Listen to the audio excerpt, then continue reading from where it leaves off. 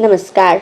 ये रामायण कथा पूरी तरह से श्रीमद् वाल्मीकि रामायण के ऊपर आधारित है। यदि आप इसका निरंतर श्रवण करते रहना चाहते हैं तो इस चैनल को सब्सक्राइब जरूर कर लें और आगे आने वाली सभी पॉडकास्ट के नोटिफिकेशन के लिए बेल आइकन को भी ज़रूर से प्रेस कर दें।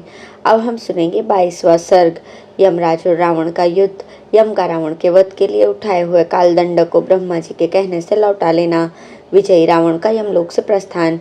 अगस्त्य जी कहते हैं, रघुनंदन, रावण के उस महानाद को सुनकर सूर्यपुत्र भगवान यम ने यह समझ लिया कि शत्रु विजयी हुआ और मेरी सेना मारी गई, मेरे योद्धा मारे गए। ये जानकर यमराज के नेत्र क्रोध से लाल हो गए और वे उतावले होकर सारथी से बोले, मेरा रथ ले आओ।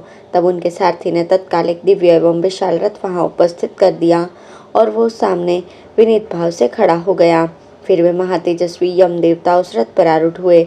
उनके आगे प्रास और मुद्गर हाथ में लिए साक्षात मृत्यु देवता खड़े थे, जो प्रवाह रूप से सदा बने रहने वाले इस समस्त त्रिभुवन का संहार करते हैं।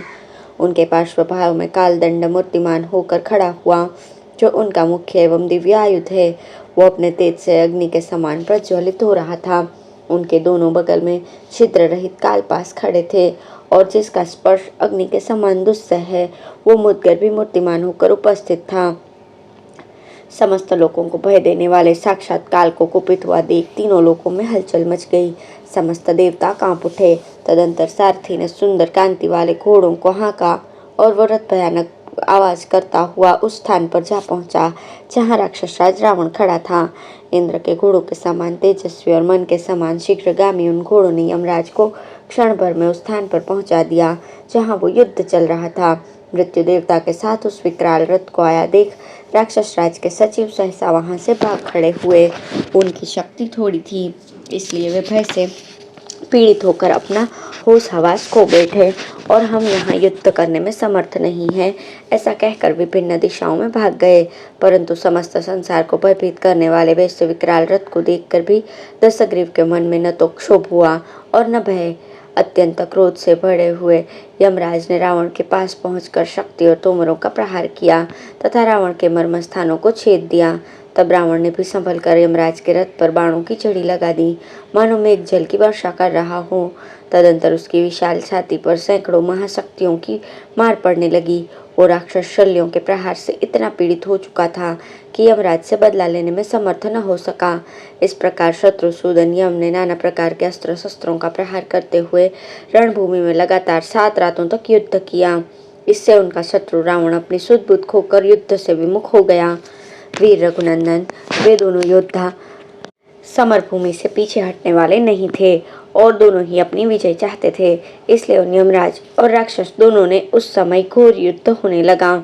तब देवता, गंधर्व, सिद्ध और महर्षिगण प्रजापति को आगे करके उस समरांगण में एकत्र हुए। उस समय राक्षसों के राजा रावण तथा प्रेतराज यम के युद्ध परायण होने पर समस्त लोगों के प्रलय का उपस्थित हुआ सा जान पड़ता था। राक्षस राज रावण भी इंद्र की अश्विनी के सदृश अपने धनुष को खींचकर बाणों की वर्षा करने लगा। इससे आकाश ठसाठस भर गया, उसमें तिल भर भी जगह खाली नहीं रह गई। उसने 4 बाण मारकर मृत्यु को और 7 बाणों से यम के सारथी को भी पीड़ित कर दिया। फिर जल्दी जल्दी लाख बाण मारकर यमराज के मर्म स्थानों में गहरी चोट पहुंचाई। तब यमराज के क्रोध की सीमा न रही। उनके मुख से वो रोष अग्नि बनकर प्रकट हुआ। वो आग ज्वालामालाओं से मंडित, श्वास वायु से संयुक्त तथा धूम से आच्छन्न दिखाई देती थी। देवताओं तथा दानवों के समीप आश्चर्यजनक घटना देखकर रोषावेश से भरे हुए मृत्यु एवं काल को बड़ा हर्ष हुआ। तत्पश्चात मृत्युदेव ने अत्यंत कुपित होकर वैवस्वत यम से कहा, आप मुझे छोड़िए, आज्ञा दीजिए, मैं समरांगण में इस पापी राक्षस को अभी मार देता हूँ। महाराज, ये मेरी स्वभाव सिद्ध मर्यादा है कि मुझसे भिड़कर ये राक्षस जीवित नहीं रह सकता। श्रीमान हिरण्यकश्यपु, नमुचि, संबर, निषंदी, धूमकेतु तथा बाणासुर, कितने ही शास्त्रवेत्ता, राजर्षि, गंधर्व, बड़े बड़े नाग, ऋषि, सर्प, दैत्य, यक्ष, अप्सराओं के समुदाय, युगांत काल के में समुद्रों, पर्वतों, सरिताओं और वृक्षों सहित पृथ्वी, ये सब मेरे द्वारा क्षय को प्राप्त हुए हैं। ये तथा बहुत तेरे दूसरे बलवान एवं दुर्जय वीर भी मेरे द्वारा विनाश को प्राप्त हो चुके हैं। फिर ये निशाचर किस गिनती में है? धर्मज्ञ, आप मुझे छोड़ दीजिए, मैं इसे अवश्य मार दूंगा। जिसे मैं देख लूं वो कोई बलवान होने पर भी जीवित नहीं रह सकता। काल, मेरी दृष्टि पड़ने पर वो रावण 2 घड़ी भी जीवन धारण नहीं कर सकेगा। मेरे इस कथन का तात्पर्य केवल अपने बल को प्रकाशित करना मात्र नहीं है, अपितु ये स्वभाव सिद्ध मर्यादा है। मृत्यु की ये बात सुनकर प्रतापी धर्मराज ने उससे कहा, तुम ठहरो, मैं ही इसे मार दूंगा। तदनंतर क्रोध से लाल आंखें करके सामर्थ्यशाली वैवस्वत यम ने अपने अमोघ कालदंड को हाथ से उठाया। उस कालदंड के पार्श्व भाग में कालपाश प्रतिष्ठित थे और वज्र एवं अग्नितुल्य तेजस्वी मुद्गर भी मूर्तिमान होकर स्थित था। वो कालदंड दृष्टि में आने मात्र से प्राणियों के प्राणों का अपहरण कर लेता था। फिर जिससे उसका स्पर्श हो जाए अथवा जिसके ऊपर उसकी मार पड़े, उस पुरुष के प्राणों का संहार करना उसके लिए कौन सी बड़ी बात है। ज्वालाओं से घिरा हुआ वो कालदंड उस राक्षस को दग्ध सा कर देने के लिए उद्यत था। बलवान यमराज के हाथ में लिया हुआ वो महान आयुध अपने तेज से प्रकाशित हो उठा। उसके उठते ही समरांगण में खड़े हुए समस्त सैनिक भयभीत होकर भाग चले। कालदंड उठाए यमराज को देखकर समस्त देवता भी क्षुब्ध हो उठे। यमराज उस दंड से रावण पर प्रहार करना ही चाहते थे कि साक्षात पितामह ब्रह्मा वहां आ पहुंचे। उन्होंने दर्शन देकर इस प्रकार कहा, महाबाहु वैवस्वत, तुम इस कालदंड के द्वारा निशाचर रावण का वध न करो। मैंने इसे देवताओं द्वारा न मारे जाने का वरदान दिया है।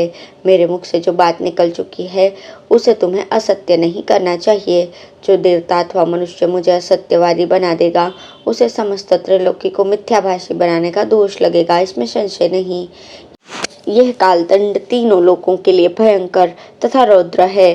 तुम्हारे द्वारा क्रोधपूर्वक छोड़ा जाने पर यह प्रिय और अप्रिय जनों में भेदभाव न रखता हुआ सामने पड़ी हुई समस्त प्रजा का संहार कर देगा। इस अमित तेजस्वी कालदंड को भी पूर्व काल में मैंने ही बनाया था। यह किसी भी प्राणी पर व्यर्थ नहीं होता। इसके प्रहार से सबकी मृत्यु हो जाती है। तुम इसे रावण के मस्तक पर न गिराओ। इसकी मार पड़ने पर कोई एक मुहूर्त भी जीवित नहीं रह सकता।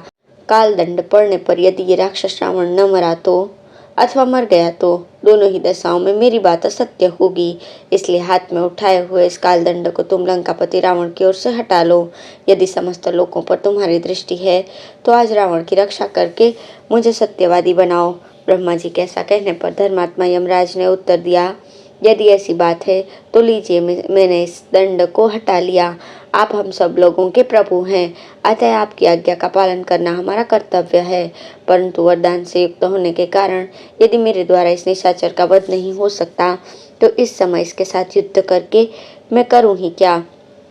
इसलिए अब मैं इसकी दृष्टि से ओझल होता हूँ। यूं कहकर यमराज रथ और घोड़ों सहित वहीं अंतर्ध्यान हो गए। इस प्रकार यमराज को जीतकर अपने नाम की घोषणा करके दशग्रीव रावण पुष्पक विमान पर आरूढ़ होकर यमलोक से चला गया। तदंतर सूर्यपुत्र यमराज तथा महामुनि नारद जी ब्रह्मा आदि देवताओं के साथ प्रसन्नता पूर्वक स्वर्ग में गए। इस प्रकार श्री वाल्मीकि निर्मित रामायण आदि काव्य के उत्तरकांड में 22वां सर्ग पूर्ण हुआ। धन्यवाद।